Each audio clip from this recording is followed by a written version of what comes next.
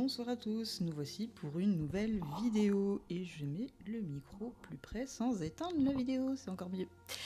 Voilà, donc comme vous pouvez constater, nous avons une lumière blanche qui me braque. J'essaye de pas trop la regarder sinon ça va être pire. On voit du changement. Bon, j'espère que ça se donnera bien quand il y aura la tapisserie là. Alors là, on n'est pas sur un podcast, on est sur un témoignage. Parce que je l'ai fait il y a 2 jours et le micro, je vérifie d'ailleurs, c'est gentiment éteint en plein milieu de 3 vidéos que je faisais à la suite. Alors la première a très bien marché, la troisième, mais pas la deuxième, je ne sais pas pourquoi. Au bout de 2 minutes, plus rien, et puis c'est revenu après, bon, sympa. Voilà, donc je pense que comme c'est une touche tactile, ça s'active assez facilement, donc c'est pas grave. C'est bien parce que ceux qui me suivent, ils ont en direct mes déboires avec la technologie. Alors j'espère que vous entendez la musique, j'ai mis une petite musique d'ambiance. Voilà, j'essaye de faire un petit protocole, hein, comme je disais. Alors pour l'instant, derrière, quand je baisse la tête comme ça, c'est un mur d'abondance. Voilà. Donc c'est un mur d'intention, hein, je pose des intentions dessus et voilà. Donc pour l'instant, c'est pas très intéressant. Alors, le témoignage, il se fait en parallèle de ce que j'ai fait autour de la vidéo sur les dérives du New Age. Là, ça va être mon témoignage et en gros, ça va donner le même résultat. C'est pour montrer un autre cheminement et comprendre voilà pourquoi moi j'en suis arrivée à m'interroger là-dessus. Et puis aussi parce que j'ai regardé des vidéos qui m'ont amené à m'interroger. Il y a d'autres personnes qui ont fait ce travail-là. Donc, du coup, je vais faire une espèce de rétrospective chronologique de ce qui m'a amené à la spiritualité. Hein. Et petit à petit, je parlerai des dérives qui vont compléter celles dont j'ai parlé dans la vidéo assez longue d'1 heure. Alors, si vous êtes courageux, regardez-la. Sinon, écoutez ce témoignage. Voilà. Alors, après cette vidéo, je vais faire un podcast. Alors là, ce sera un podcast sur l'autisme. Je pense que le thème, ce sera le relationnel, tout simplement. On va parler un petit peu de ça. Et puis, il y a une petite surprise qui vous attend. J'ai un nouveau projet et vous allez découvrir une personne que j'aime bien. Et pendant plusieurs séances, on va faire une enquête et donc vous verrez. C'est la petite surprise, je vais encore bien m'amuser avec Canva. Et voilà. Ninon qui apprend à jouer avec la technologie comme un gamin. Voilà. Et puis il y aura d'autres choses qui arriveront, hein, bien sûr. Voilà, je fais la partie newsletter. Voilà. Bon, je pense qu'on peut y aller. Alors. Parce que là, j'embraye dessus directement. La dernière fois, j'enchaînais 2 vidéos. C'était plus facile, parce que j'avais vraiment tout le sujet avant dans la tête. Alors, il faut que je me recadre. Alors, mon premier lien avec la spiritualité. Alors, il faut savoir quand même que quand j'étais petite, je ressentais des choses. Mais mes dons, ils sont venus d'abord autour du ressenti, du clair ressenti. Donc forcément, il y a toujours du doute. Parce que les choses ne sont pas... ça vient avec l'intuition et c'est pas tangible. Ah, voilà, le reste aussi, mais... voilà, ça ressemble Enfin, on peut vite le confondre avec autre chose. Donc, bon... j'ai beaucoup, quand j'étais petite, moi, quand j'étais dans le ventre de ma maman, elle a vécu un deuil. Et du coup, j'ai vite appris à être l'éponge émotionnelle. Donc ça, c'est quelque chose que je fais avec les vivants, mais aussi avec les morts. Donc, quand j'étais petite, j'ai eu la bonne idée d'accepter de vivre dans le grenier pendant quelques années. Donc vous pouvez imaginer mes nuits, c'était sympathique. Et puis en plus, comme j'ai une imagination d'herbe rebondante, il suffisait que je regarde une vidéo sur Nostradamus ou je ne sais quoi, et puis alors là, j'étais partie pour la nuit. Hein. Donc c'est bien, ça m'a appris à me protéger par moi-même, à utiliser mon esprit pour, bah voilà, pour m'apaiser. Donc c'était une bonne chose. Et c'est là que j'ai commencé à expérimenter sûrement des choses assez bizarres, mais bon, on pouvait mettre ça sur le coup de l'imagination, sur le coup de la psychologie ou de l'empathie. Enfin bon, du coup c'est difficile. Après, il faut savoir que j'ai une mamie du côté de mon père qui a quand même des capacités à sentir les choses à distance. Donc peut-être que, bon, il y a un lien, quoi. Voilà. Mais du côté de ma maman, c'est plus des gens qui sont croyants, mais il n'y a pas de don spécifique. Je n'ai pas remarqué ça. Voilà. Alors, je suis dans une famille, il y avait une partie croyante, une partie un peu plus carrée. Surtout depuis que j'ai une belle famille vis-à-vis de ma mère. On est quand même dans une ambiance, disons, un peu plus cartésienne. Ce qui fait que pendant longtemps, jusqu'à la fac, j'étais quand même dans une idée... alors je me posais beaucoup de questions sur la mort quand même. Et quand j'étais adolescente, mon cerveau, il allait loin, hein, dans plein d'interrogations. Bon, c'est le délire des hypersensibles et HP, hein, voilà. Mais quand même, bon, il y avait quelque chose qui était de l'ordre, quand on mourra, il n'y aura plus rien derrière, qu'on est des machines, quoi. Je me souviens en tout cas de penser ça au moment où j'étais à la fac. Peut-être pas quand j'étais enfant, mais à la fac en tout cas, j'étais quand même là-dedans. Et puis j'ai rencontré quelqu'un qui m'a ouvert la voie. Alors, lui, il a vu son grand-père après sa mort, il l'a veillé. Et la nuit, il s'est réveillé et il a vu son grand-père le regarder par l'embrasure de la porte. Et il m'a raconté ça d'une manière, j'avais vraiment du mal à en douter de lui. Et puis il racontait tout le temps la même chose, qu'importe le moment où je lui posais la question. Donc, bon. Alors lui aussi s'interrogeait sur la véracité de ce qu'il avait vu, mais il me disait qu'il avait vraiment l'impression d'être réveillé au moment où il le voyait. Donc pourquoi pas, hein, je sais que c'est déjà arrivé aussi dans ma famille où voilà, des personnes savaient le moment où d'autres mouraient et tout, et donc voilà. Bon, la mort de toute façon me suit. Quelques jours après ma naissance, mon arrière-grand-mère est morte et je devais aller la voir. Donc il y a vraiment quelque chose autour de ma naissance lié à ça. Donc c'est logique que ce soit la première chose qui vienne, les défunts. Et donc, bah voilà. Donc c'est une des choses qui m'a ouverte. À cette époque-là, il y avait une dame qui faisait un peu le rôle de maman à distance. Pas à distance, non. Ma mère est à distance, mais de substitution. Et elle m'a fait découvrir la réflexologie. Alors ça, bon... bon, ça m'a ouvert à tout ce qui était énergétique. Et puis la lithothérapie. Moi, j'apprécie énormément le contact avec les minéraux. Voilà. Donc, c'était le début, quoi. Et puis cette personne dont je vous ai parlé, là, qui a vu son grand-père, lui, il lui est arrivé quelque chose aussi qui m'a beaucoup interrogée, sûrement à l'époque, mais c'était pas conscient, c'est en rétrospective, en réfléchissant, je me dis, ah oui. En fait, c'était quelqu'un qui méditait beaucoup, pratiquait énormément ça par rapport à ses émotions. Et il pouvait le faire pendant très longtemps, hein, 1 heure, 2 heures, voire plus, quoi. Et à un moment donné, il a eu un bug, bah, c'était juste avant qu'on se connaisse, en fait. Il dormait plus depuis 1 mois ou 2. Et en fait, bah, son corps avait mélangé le mode sommeil et le mode méditation.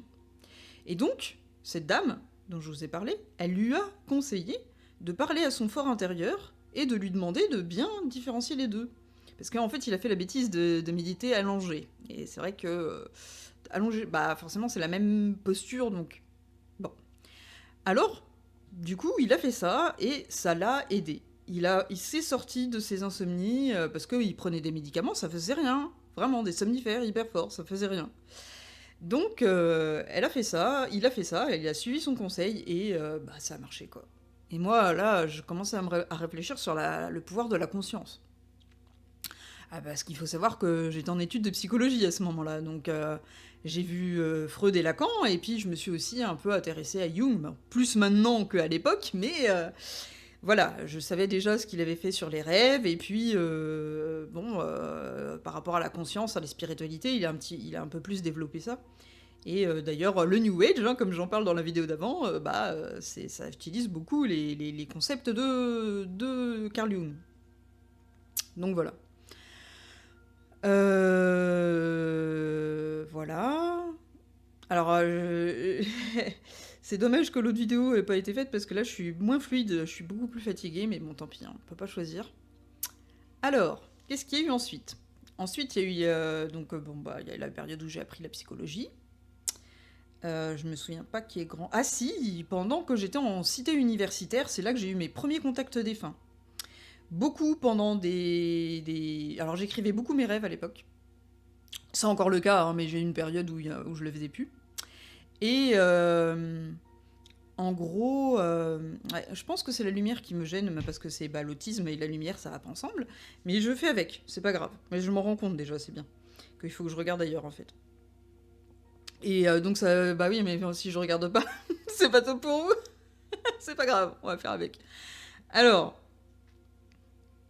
qu'est-ce que je voulais dire? Oui, les contacts avec les défunts. Alors du coup, ben, c'est assez spécial. Je rêvais déjà pas mal de fantômes. Et puis, j'ai eu un effet poltergeist, en fait. Je me réveillais et je me disais, je sais pas pourquoi, la porte va s'ouvrir. Et la porte s'ouvrait. Et il y avait des affiches dans ma chambre qui bougeaient toutes seules, dont je ne me souvenais pas avoir bougé moi-même les choses, et les choses bougeaient. Je voyais énormément comment on appelle ça? Des auras de couleurs. Alors ça, je sais que c'est les anges. Je voyais du orange et du vert. Alors je sais que je suis liée à Agnès, oui, je suis liée à Agnès, ça c'est sûr, à Gabriel. Et donc, Gabriel, c'est l'orange, le vert, ce serait Raphaël. Donc, voilà, ça, généralement, je vois ça normalement plutôt en changeant de plan de conscience, mais là, c'était vraiment en état de conscience. Et, puis plusieurs fois, j'entendais des gens parler dans ma chambre alors qu'il n'y avait personne.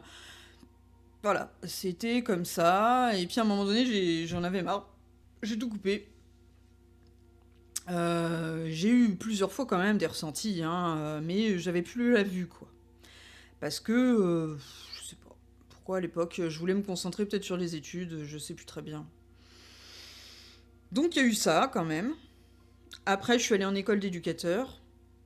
J'ai commencé un petit burn-out. Et là, j'ai rencontré une fille dont le papa était chaman. Et donc, elle m'a raconté tout ce qui lui était arrivé. Et ça m'a ouvert sur un autre monde, quoi. Ça m'a fait découvrir le chamanisme. J'ai beaucoup lu dessus. Et ça m'a intéressé. J'ai pratiqué. J'ai fait du Reiki. J'ai fait des soins d'Isis. Alors, je préfère les soins d'Isis au Reiki. Cette énergie est beaucoup plus adaptée à moi. Alors, il y en a qui disent oui, c'est adapté à tout le monde. Non, moi, je pense que franchement, chaque pratique, chaque outil est adapté à une vibration, et que c'est pas fait pour tout le monde. En fait, c'est vraiment une expérience de l'éveil et spirituel et le développement personnel. Je pense que vraiment, c'est un travail d'écoute de son intuition et soi, d'apprendre à se connaître ses besoins. Et du coup, c'est pas l'écoute des gourous et voilà quoi. Non, c'est pas du tout ça. C'est vraiment comment apprendre des choses et se l'approprier finalement. Donc, et puis le Reiki, je vais vous raconter, parce que là on est bien dans la dérive. Je suis tombée sur un homme, très sympa d'apparence, hein, voilà. Alors il avait un petit souci avec les femmes quand même. Bon, déjà il était entouré de beaucoup de femmes, hein, forcément, c'est un secteur où il y a plus de femmes. Et puis pendant les trucs énergétiques, c'est la seule, ça le dérange pas des fois d'être trop proche, quoi. Si vous voyez ce que je veux dire. Et puis, c'est pas le pire, il était tellement dans l'ego spirituel que quand... alors, il aimait bien nous raconter toutes ses réussites, soi-disant, hein, entre parenthèses, mais il nous a quand même amené dans le groupe de Reiki de formation une fille. Moi, je suis pas médium pur. Je dis médium pur parce que c'est des gens, normalement, ils reçoivent les informations ou ils modifient leur état de conscience très facilement. Moi, je le fais sous hypnose assez facilement, il faut quand même que je ferme les yeux. Je peux pas me connecter comme ça d'un coup. Enfin, j'ai jamais testé, tu vas me dire. Enfin, ça me vient pas comme ça, en tout cas. Et là, cette fille, quand je la regarde, déjà, je me sens pas bien du tout. J'ai l'impression d'être face à une psychotique. J'en ai vu quand même pas mal, parce que j'ai beaucoup travaillé dans le handicap. Et puis, j'ai côtoyé des gens en psychologie, tout ça. Voilà. Et là, j'avais vraiment l'impression d'avoir ce genre de cas devant moi, et peut-être plus. Et il nous raconte que c'était une ancienne personne qui était soi-disant, enfin, qui avait besoin d'exorcisme, quoi. Et ben moi j'avais l'impression que c'était pas fait du tout, quoi, l'exorcisme. Hein. Moi je voyais, je passais à côté d'elle, je sais pas que j'entendais des voix, mais je voyais des choses passer dans au niveau de mes yeux, dans la périphérie comme ça, comme si je voyais des informations qui circulaient autour d'elle, dans son champ. Non, ça. Et c'était assez impressionnant, quoi. Moi, je me souviens, le matin, j'avais ressenti ça.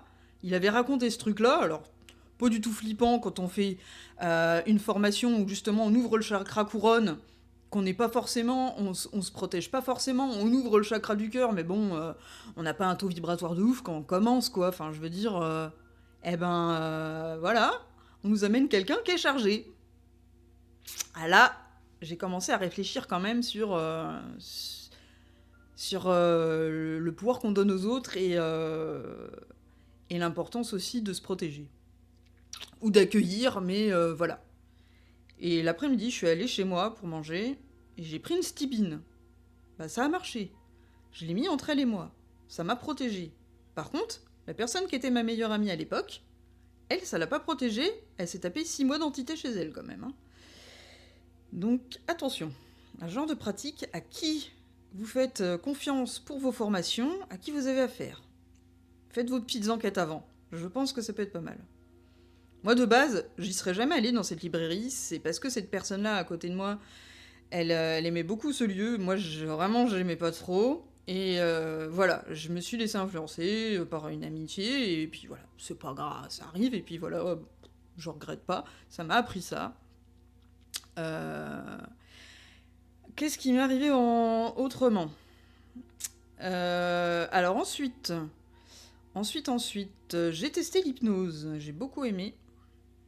Ouais, ça, c'est vraiment un des outils que je préfère, en plus des voyages chamaniques, hein, que je pratique énormément. Et là, j'ai jamais vécu de trucs traumatisants en voyage chamanique. J'ai toujours été très bien protégée par les chamans qui m'ont suivi. Même si j'en ai rencontré certains qui étaient un peu dans l'ego spirituel et dont je me suis retirée, mais disons que c'était pas dangereux comme ça. Non, vraiment. Donc,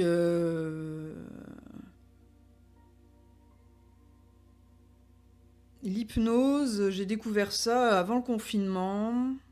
Je suis allée voir la formation de calogérographe à vie. Et j'ai beaucoup apprécié. Même si au fur et à mesure, je n'ai pas envie de leur de cracher sur eux, pas du tout, c'est pas ça l'idée, parce que vraiment c'est un très gros travail qu'ils font, une banque de données très importante et puis de très bonnes idées. Mais il y a un côté un peu trop financier pour moi, on va dire ça comme ça, et peut-être un peu fermé sur certaines choses par rapport à moi. Et puis un peu dogmatique. Alors ça, c'est mon point de vue. Mais il y a vraiment clairement derrière ça, pour moi, l'idéologie gnostique. Et avec les reptiliens, avec l'idée que les interférences, enfin qu'il y a beaucoup d'interférences. Et j'avais l'impression qu'on revenait toujours à la même chose, les reptiliens, des choses négatives qui nous... Enfin, j'ai l'impression de voir ça tout le temps dans les enquêtes. Et c'était... Je trouvais qu'on regardait le monde de manière limitée, quoi. Donc je me suis détachée de ça, petit à petit. Voilà. Et je suis allée vers des gens avec qui avaient cette ouverture aussi.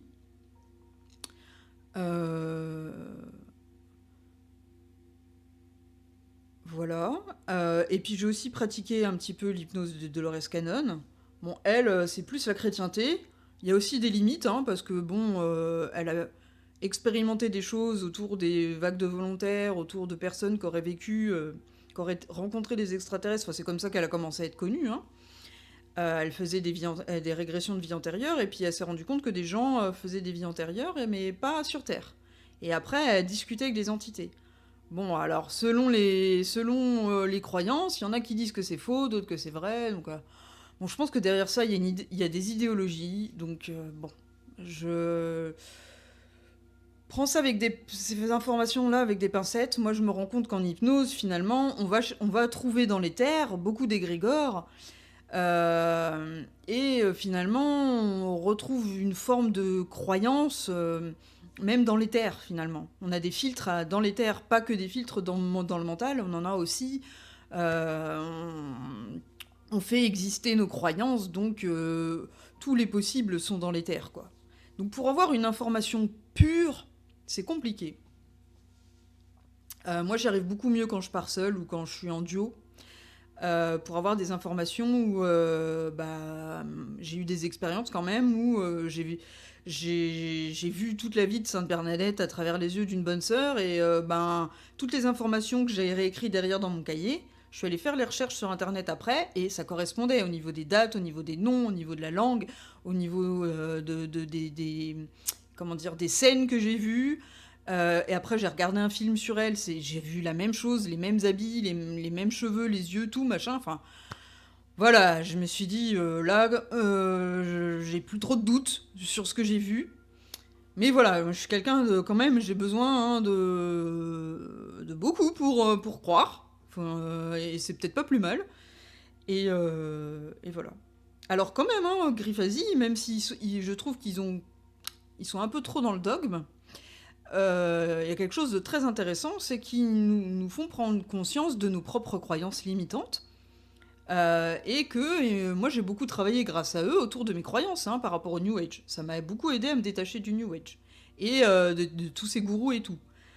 Mais ça m'a pas aidé à 100% à être dans mon libre arbitre, à être libre. Il a fallu que je fasse plus de chemin toute seule. Voilà. Et donc, qu'est-ce qu'il y a eu d'autre vis-à-vis de la spiritualité qui m'a fait réfléchir là-dessus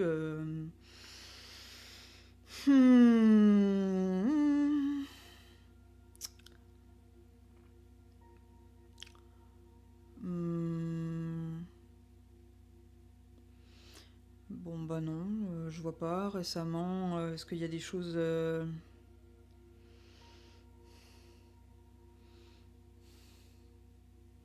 Non.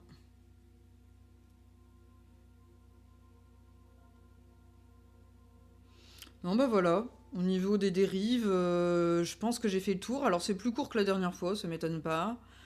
Comme d'habitude, quand je refais des vidéos, c'est toujours plus court parce que les choses se déroulent dans la tête plus facilement.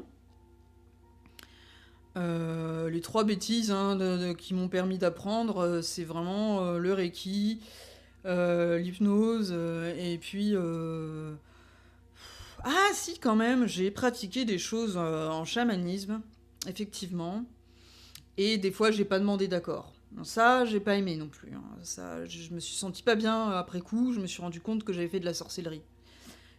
Pensez bien à demander l'accord des âmes avant des gens, quand vous voulez les soigner à distance. J'étais pris par... Alors, j'ai découvert aussi un truc, parce que j'étais à la fac et je maîtrisais pas encore, mais je sortais beaucoup dans les bars le soir.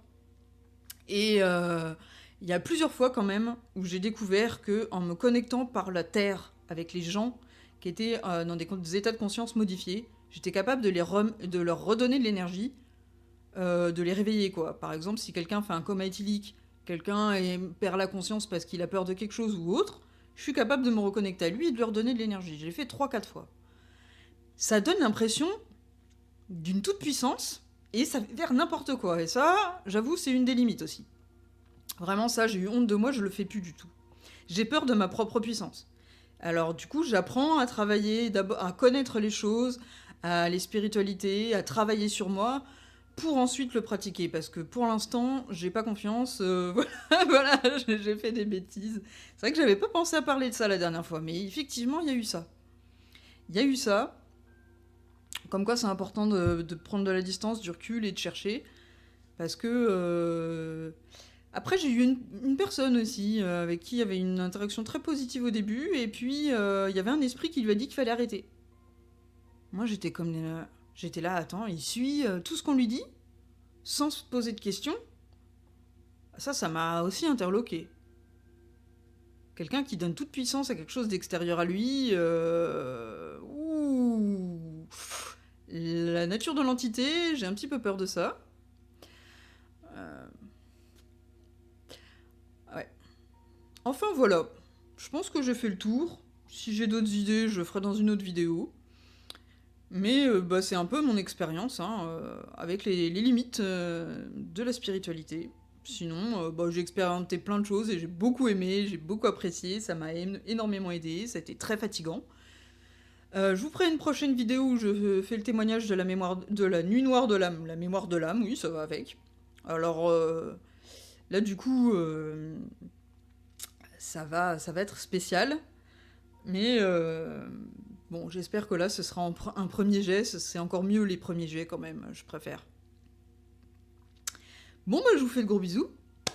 Et puis, je vous invite à apprécier mon nouveau design que je m'amuse bien à faire.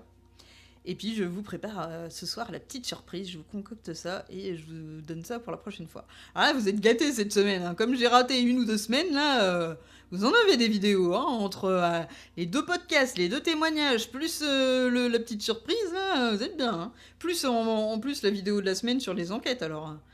Est-ce qu'il faut savoir qu'il y a ça? Puis il y a un tirage en plus. Alors, pour ceux qui me suivraient que depuis pas longtemps, j'ai tirage 1 semaine sur 2. Parce que je suis la lune. En plus de ça, de temps en temps, il y a le soleil, plus les portails chaque mois. Ça vous fait pas mal de vidéos. Toutes les semaines, il y a les enquêtes que je fais avec les copains sur la chaîne de Patricia qui s'appelle Ciel et Terre, et là on fait de l'hypnose. Il y a les petites surprises. Et ensuite, il y a les podcasts, donc ça c'est 1 fois par semaine. Et puis je vais rajouter des témoignages ou des vidéos analyses en plus de temps en temps. Donc voilà, normalement il y aura de quoi faire. Pendant un moment.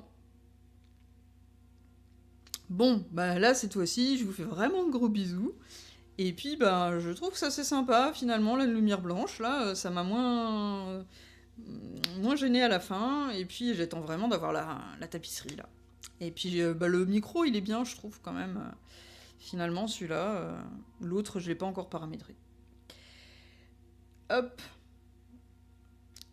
Et je vous fais de gros bisous. Je vous dis à bientôt. Et c'est la 3e fois, je crois. Et je passe à la suite. Tout.